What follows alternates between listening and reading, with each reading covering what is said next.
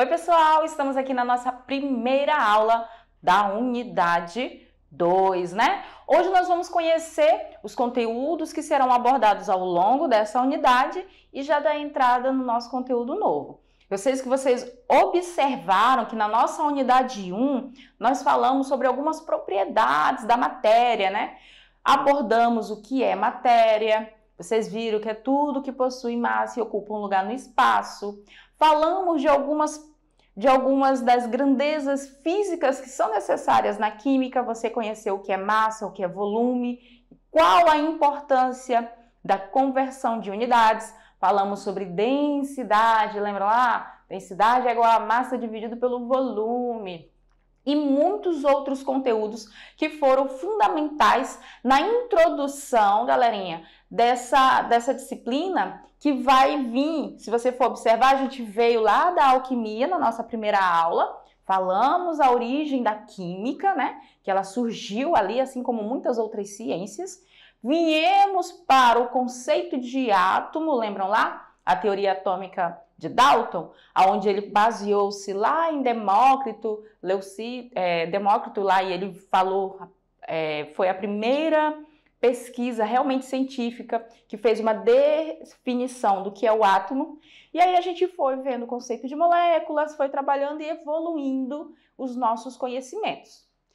Na aula de hoje, além desses conteúdos que a gente vai estar abordando, para vocês conhecerem o que será trabalhado nas unidades, hoje nós vamos falar de um conteúdo muito importante para o entendimento de vocês com relação às ligações químicas, com relação às interações que existem na química, né, de um modo geral, entre os átomos dos elementos. Então, hoje a gente vai entender a evolução dos modelos atômicos. Mas, antes disso, vamos lá para a gente conhecer os conteúdos que nós vamos trabalhar ao longo dessa unidade 2. Vamos lá? Então, na aula de hoje a gente vai falar sobre os modelos atômicos, né? Vamos conhecer do mais simples lá, o que deu origem a toda essa revolução, como a gente viu lá, que é o de Dalton. Depois a gente vai entender um pouco mais sobre átomo e suas partículas. Aqui, gente, por favor, não que os outros conteúdos não sejam importantes, tá? Mas aqui dentro é muito importante que vocês entendam quais são as partículas que compõem o átomo, quais são as suas características e todas as particularidades que envolvam essas partículas, para que a gente possa depois entender como que ocorre, por exemplo, essa questão da distribuição eletrônica. Então, você observe, galera, que os conteúdos, um é pré-requisito do outro. É uma evolução gradual que nós vamos estar fazendo. Depois de você conhecer a distribuição eletrônica, você vai correlacionar com o estudo da tabela periódica, que você vai entender que a tabela periódica, ela tem tudo a ver com o estudo da distribuição eletrônica. O modo como os elementos estão distribuídos dentro da nossa tabela tem tudo a ver com o conhecimento da quantidade de elétrons que existem na eletrosfera dos átomos. Depois que você entendeu esse primeiro gancho, eu sei como é que é os modelos atômicos, eu sei como é que o átomo hoje, atualmente, eu sei quais são as partículas que compõem o nosso átomo, como elas se comportam. Eu entendi como que ocorre a distribuição eletrônica, onde os elétrons estão nos nossos átomos, como que ocorre a formação dos íons e tudo mais. Entendi como localizar esses elementos na tabela periódica e como ela é organizada. Aí sim, a gente parte para as ligações químicas, que tudo tem a ver com a distribuição e com a tabela periódica.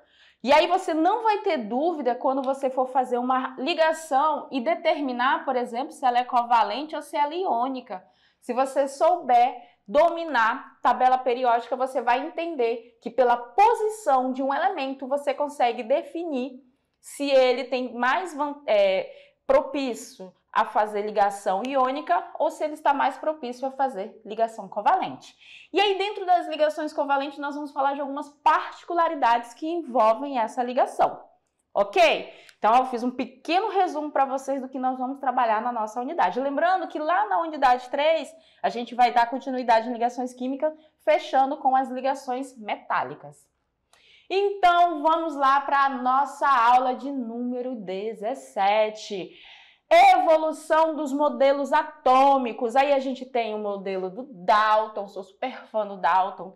Tem o modelo atômico do Thomson, sou fã do Thomson também. Tem o modelo atômico de Rutherford, particularmente é o meu favorito dentro do contexto histórico. Vem ali o modelo atômico de Bohr e de Sommerfeld, que é o modelo mais atual. Nós trabalhamos na ciência um modelo que a gente chama modelo didático, que é um modelo mais fácil de compreensão e você consegue, a partir dele, relacionar como que ocorrem essas interações da matéria, ou seja, a interação dos átomos com o meio, né? As reações químicas que eu estou falando. Então, nessa aula, peço que vocês prestem bastante atenção, para de conversar aí com o colega do lado, senão eu vou puxar a orelha de vocês. E, ó, fica ligadinho para você conseguir entender como que se deu essa evolução do estudo do átomo, tá? Por isso que é modelo atômico. E nós vamos partir, primeiramente, de um pequeno pré-requisito para essa aula que já foi passado para vocês, que é assistir a um vídeo, né? Tenho certeza que todos vocês assistiram, o professor presencial deve ter encaminhado para vocês estarem observando esse vídeo. É um vídeo que fala tudo se transforma, a história da química, a história dos modelos atômicos. Então, esse vídeo ele é bem interessante. Se você não assistiu, eu vou te dar uma colher de chá. Acabou a aula? Corre para assistir, que você vai amar o vídeo. Então, vamos lá para o nosso primeiro modelo atômico. Vamos entender como que teve toda essa evolução nesse campo da química. Vamos para o slide? Então, vamos começar pelo começo. E é um começo lá no século V a.C., onde a gente tem lá o Leucipo e o Demócrito, que eram filósofos pré-socráticos antes de Sócrates, e que eles já tinham ali, né, uma teoria que se referia à natureza do átomo.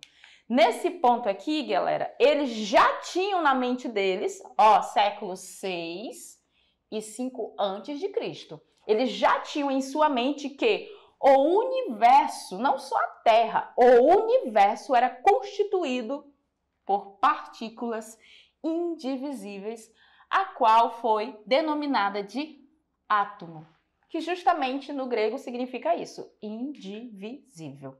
Então, essa teoria filosófica ficou conhecida como atomismo. Olha só, aqui é uma referência da evolução dessa teoria, tá? Todos os modelos que nós vamos estudar na aula de hoje, eles estão dentro dessa teoria de atomismo, tá, galerinha? Então, a gente vai vindo um modelo atômico mais simples, que representa o átomo, que poderia ser dito como deles dois, só que cientificamente falando, foi Dalton que deu ali aquele pontapé que revolucionou a nossa química. Então, aqui ainda não existia alquimia, viu, galera? Aqui não existia alquimia ainda. Eles estavam formulando, tentando compreender. Aqui está nascendo o racionalismo, quando eles estão saindo daquelas crenças dos deuses e passam a questionar os fenômenos naturais que eles observavam e queriam entender como e por que esses fenômenos aconteciam. E aí surgiu essa teoria de que tudo era constituído por átomos.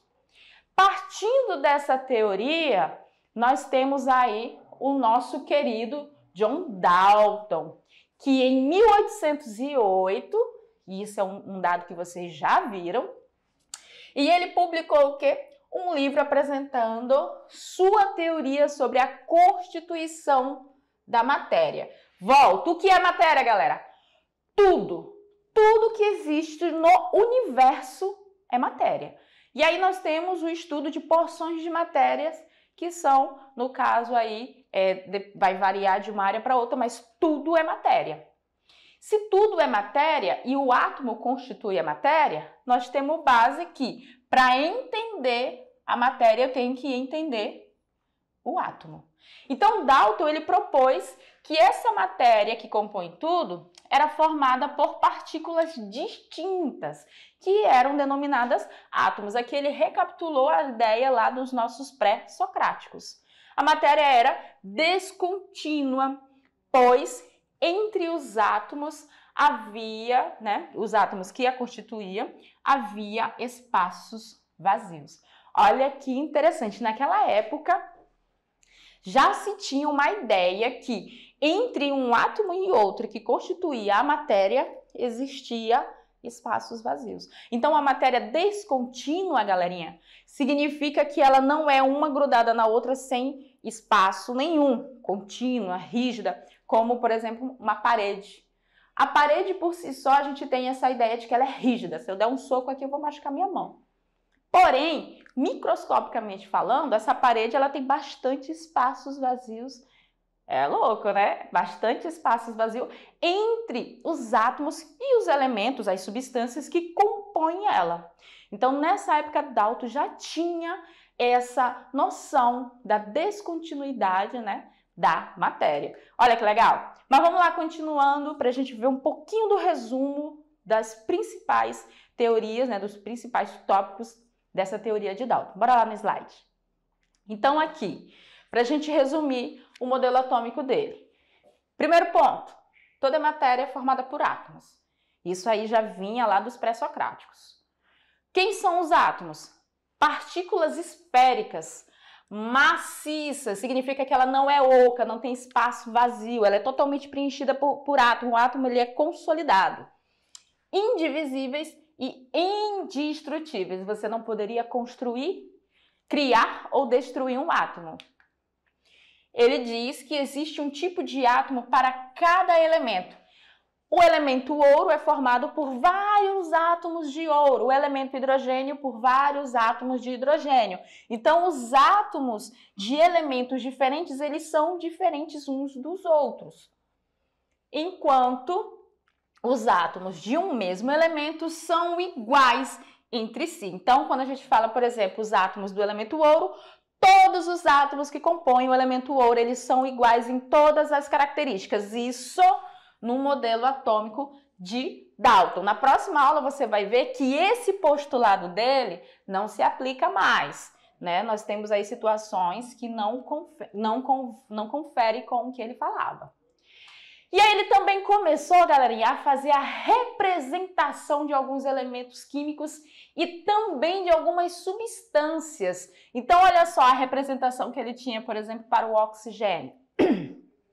Esse aqui é o carbono, o hidrogênio, nitrogênio, sódio. Ele já tinha um esquema de organização para representar os elementos químicos e ele também tinha a representação da água. Ou seja, ele representava também algumas substâncias. E aí o que acontece? Você vai pensar, ai professora, mas essa representação da água está estranha. Tem só 2 átomos? É porque ele acreditava que as ligações eram na proporção de 1 por 1. Lembra? Aquela questão lá de Gay-Lussac, que não batia, ia de encontro com a teoria de Dalton. Ele acreditava que a água era feita por um hidrogênio e um oxigênio. Então, isso aqui era água. Aí não existia a questão da molécula água. Ele tinha a molécula como, por exemplo, um átomo composto, que era formado por hidrogênio e oxigênio. Por isso que essas representações elas não ficam 100% iguais ao que a gente conhece hoje. Aí temos agora a representação do que seria o modelo dele. O que vocês estão vendo aí, galerinha? Uma bola vermelha, professor, um círculo vermelho, uma bola, tá, gente? Esse é exatamente o modelo de Dalton, com exceção da tonalidade, da cor vermelha, Para ele, o átomo era justamente somente isso, uma esfera maciça, Tanto que o modelo dele ficou conhecido como o modelo de bola de bilhar. Vocês já viram? O que é bilhar, galera? Quem já jogou aquela sinuquinha? Aquela bola de sinuca, ela é uma bola oca? Ela é uma bola que você consegue quebrar? Não, você quebrar uma bola de sinuca, meu amor, você é o cara. Não é fácil, ela é maciça, ela é pesada porque ela é totalmente preenchida por massa, ela não tem espaço vazio, né? Na visão dele, o átomo seria isso, uma esfera rígida, que não é fácil de ser quebrada, que no caso dele era indestrutível, né? E que você não teria carga elétrica, não teria outras partículas constituindo, ela seria 100% o átomo. Beleza?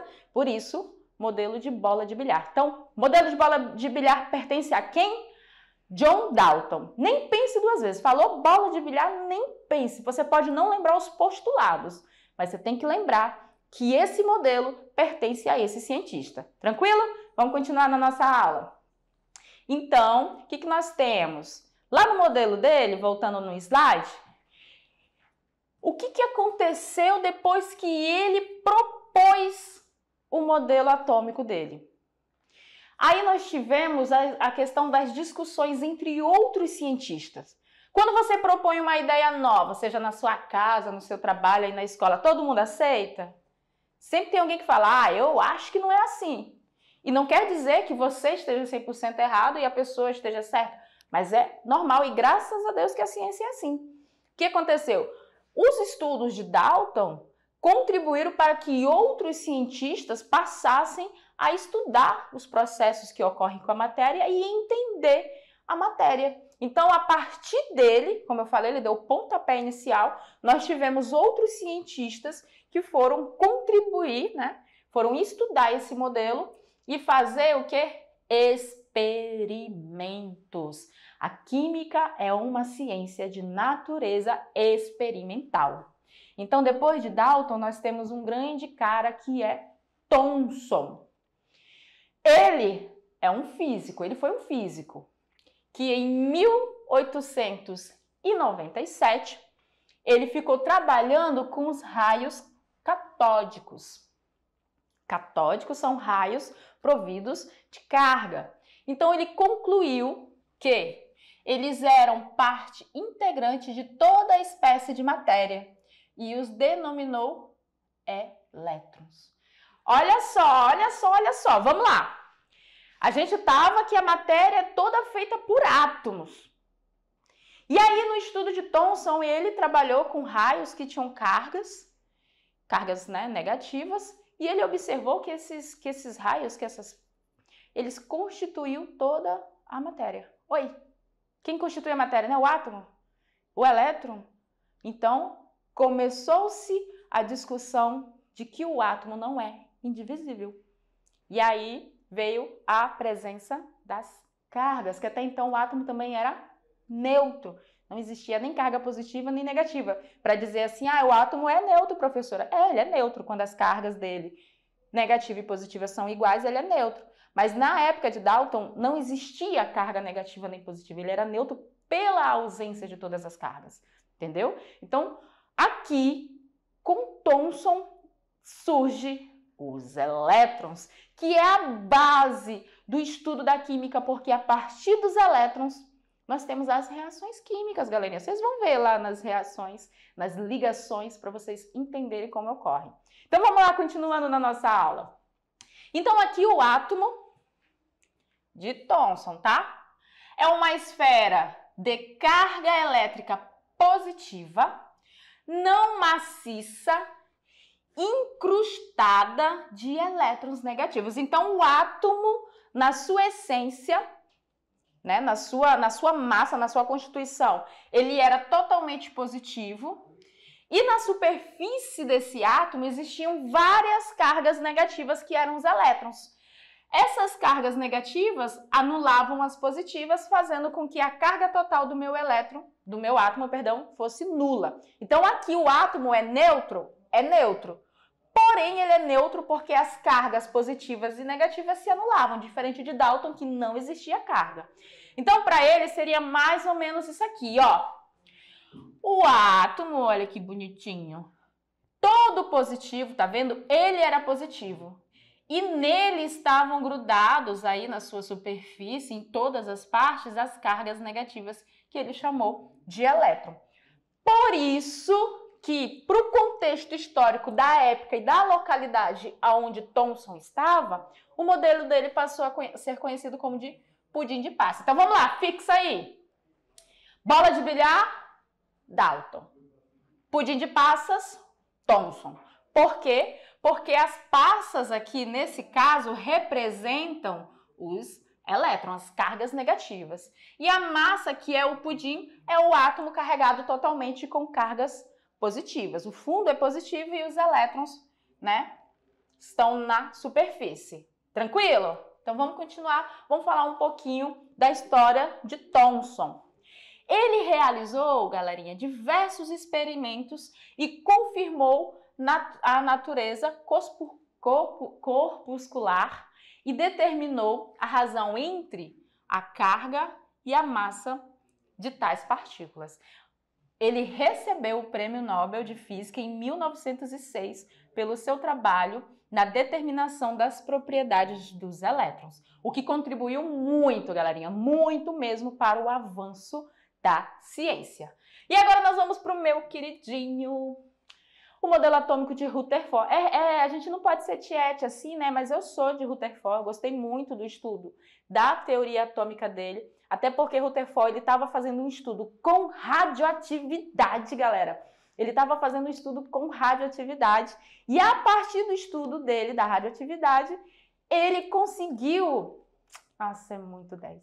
Ele conseguiu, olha só, formular uma teoria atômica que pegou os dois modelos de Dalton, de Thomson e falou assim, ó, não é nada disso que vocês estão falando, o átomo, ele é totalmente diferente do que vocês propuseram e eu vou provar. E ele provou porque ele realizou vários experimentos e um dos experimentos dele com radioatividade foi fundamental para a determinação do nosso modelo atômico didático atual, que foi posteriormente mais aprimorado por Bohr e a gente vai falar já já na sequência. Mas vamos lá para vocês entenderem um pouco de como esse cara fez assim, uma revolução dentro do modelo atômico na química. Vamos lá para o nosso querido Rutherford. Então aqui, ó, grandes partes dos experimentos que ele realizou culminaram com o estabelecimento de um novo modelo de átomo. E esses experimentos foram conduzidos por Rutherford. Lógico que ele teve alguns ajudantes, né? Enquanto ele estava estudando, ó, o fenômeno da radioatividade. Os caras ainda nem tinham um modelo atômico totalmente estabelecido, mas eles já estavam estudando a radioatividade. E aí, com seus colaboradores, né, que é o Geiger e o Enes, ele formulou um experimento aonde ele fez ali o acompanhamento, o monitoramento da trajetória de raios de radioatividade em cima de uma lâmina de ouro. Então ele pegou tipo um canhão de bombas de radioatividade e bombardeou essa lâmina de ouro. Vamos ver aqui o esquema. A lâmina de ouro é essa daqui, ó. Essa daqui a gente tem uma caixa com a proteção de chumbo para evitar, né, a disseminação da radioatividade sem controle. Aqui nós temos um anteparo fluorescente. Aqui nós temos a representação de algumas das partículas que são emitidas pelo nosso canhão aqui de radioatividade. Algumas são ricocheteadas, outras são desviadas e algumas são absorvidas. Ele fez isso, analisou. Olha só, ele fez isso e analisou. Pegou uma lâmina de ouro finíssima, gente, finíssima, microscópica basicamente. Bombardeou ela com radiação e observou os feixes dessa radiação, como se comportavam ao chegar na lâmina de ouro. E aí ele viu que uns passavam reto, ou seja, passavam através da lâmina, outros chegavam nela e eram desviados e outros eram totalmente absorvidos. Pronto, o cara formulou uma nova teoria sobre o átomo. E aí você fica, como professora, só isso e ele já formulou uma teoria? Lógico que foi um experimento que ele repetiu várias vezes e com a contribuição dos seus ajudantes, seus auxiliares, eles foram debatendo o que ele estava observando. Mas olha só a mente desse cientista. Os raios que eram Os raios que eram direcionados ali, aquela lâmina, que eles passavam direto. O que você precisa, se você levantar agora da sua cadeira para sair da sala? Passar pela porta, não é isso? A porta de todo o teu cenário aí da sala, de 4 paredes, ela é o quê? Ela é um espaço vazio. Para você poder sair de onde você está, para você passar dali, você precisa ter um espaço vazio. Então opa, o átomo realmente não é maciço? Ao contrário, ele tem espaços vazios. E aí a gente já fica, o átomo tem espaço vazio? Exatamente. Outro ponto que ele observou quando ele lançou os fechos é que o átomo é provido por um núcleo. Até então não se tinha falado em núcleo, era somente massa positiva e as cargas elétricas negativas ao redor ali da nossa superfície do átomo. Rutherford falou, né. Ali no nosso querido átomo nós temos um núcleo muito pequeno e ao redor desse núcleo nós temos espaços vazios e em alguns pontos determinados nós temos as cargas negativas, que são os nossos elétrons. Então, a partir dessa observação, Dalton fez a sua formulação. Vamos lá? Olha só. Primeiro ponto, como eu falei, para o feixe de radiação passar direto, tem que ter espaço vazio. Então, o Rutherford falou, opa, meu experimento mostrou que o átomo contém imensos espaços vazios. Mostrou também que no centro do átomo existe um núcleo muito pequeno e denso. Denso significa que ele tem uma grande massa em um pequeno espaço, em um pequeno volume. Lembra lá de densidade? Relaciona aí. Outro ponto importantíssimo que ele foi e falou, opa, o átomo ele não é uma massa carregada positivamente. O núcleo do átomo tem carga positiva.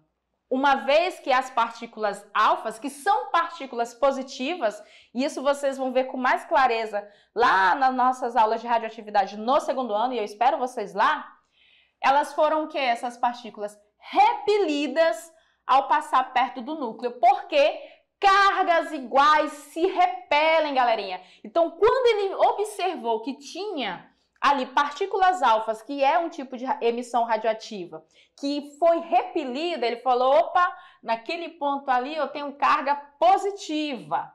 O que mais que ele observou?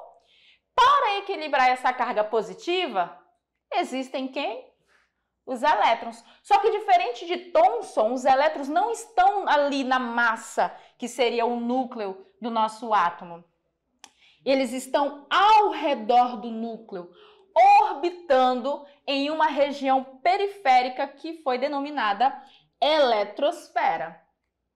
Então, para Rutherford, nós temos o modelo que ele propôs.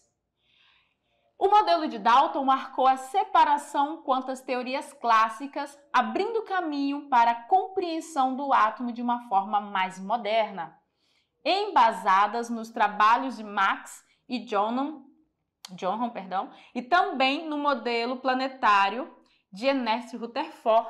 Olha o que nós temos. O modelo atual, que é o modelo de Bohr. A partir do modelo de Rutherford, Bohr observou, tanto que o modelo dele recebe o nome de modelo planetário. Bohr observou o modelo dele e falou, realmente, é isso aí. O nosso átomo realmente tem um núcleo muito denso.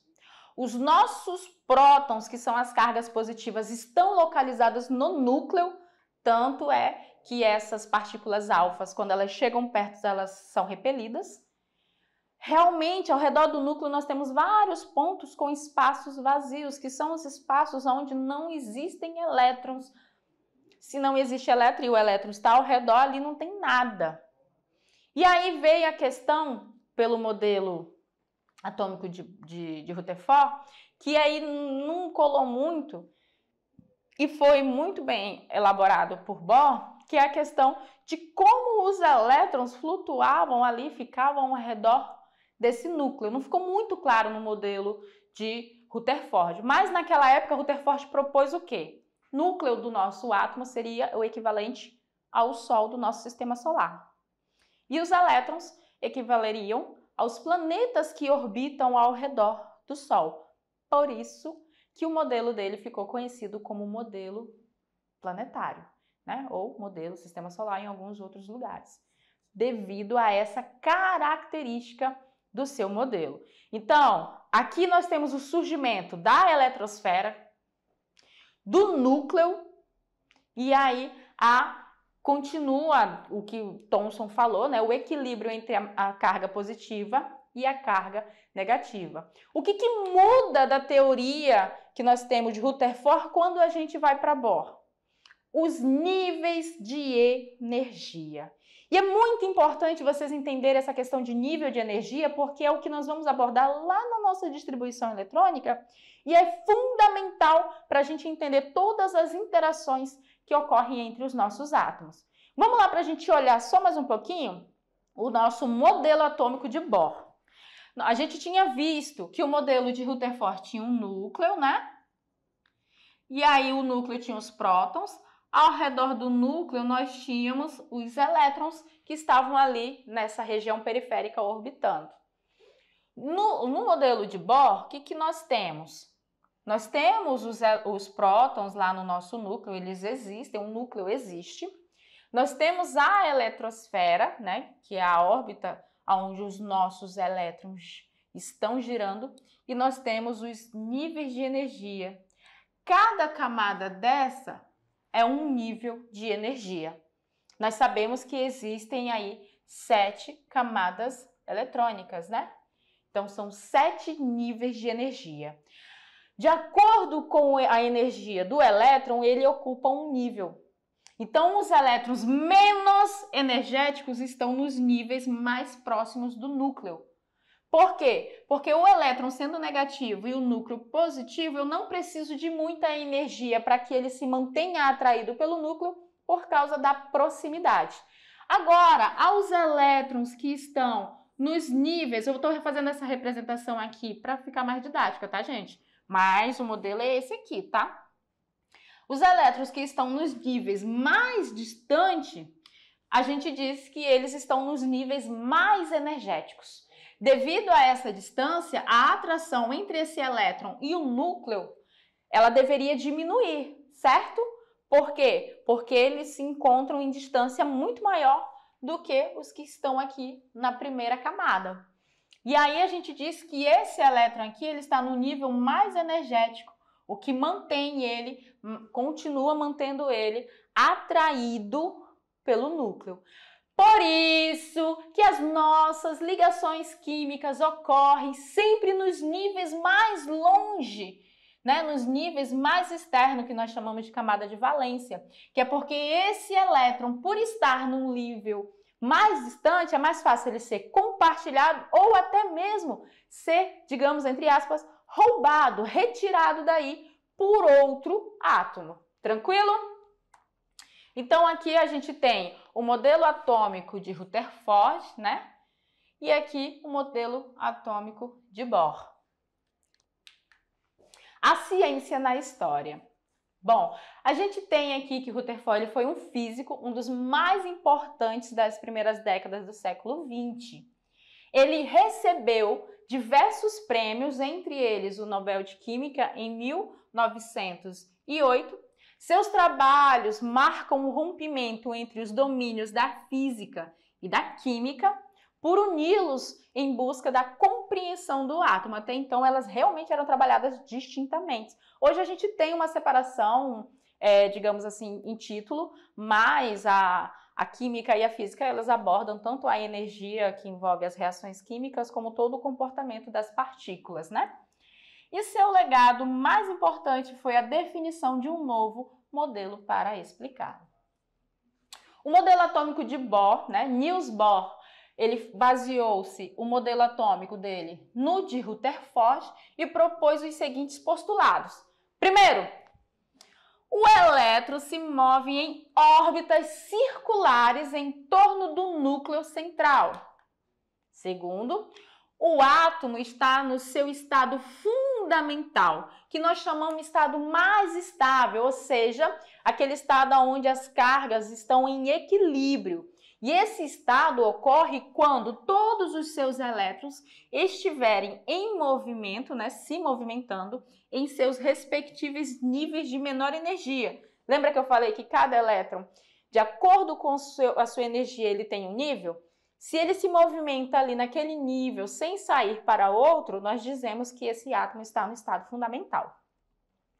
Se um elétron no estado fundamental absorve fóton, que é um quanto de energia, ele faz o que nós chamamos de salto quântico, né? Ele salta, ele sai, digamos, vamos fazer aqui de novo. Eu não desenho muito bem, mas vão se acostumando aí, viu, galera? Digamos aqui é a primeira eletrosfera. E aí aqui a gente tem um eletrozinho. Se ele absorve energia, ele vai sair desse nível onde ele está e vai para um mais energético. Ele salta, sai desse nível e imediatamente vai para um superior e entra num estado que nós chamamos de estado ativado. Em algumas literaturas vocês vão chamar isso de estado excitado. Quando esse elétron passa de um estado de energia elevada para um estado de energia menor, porque quando ele chega aqui, galerinha, aquela energia que ele absorveu, ela não é o suficiente para manter ele lá, ele fica instável. Então, o que acontece? Ele volta para o seu estado inicial. Como?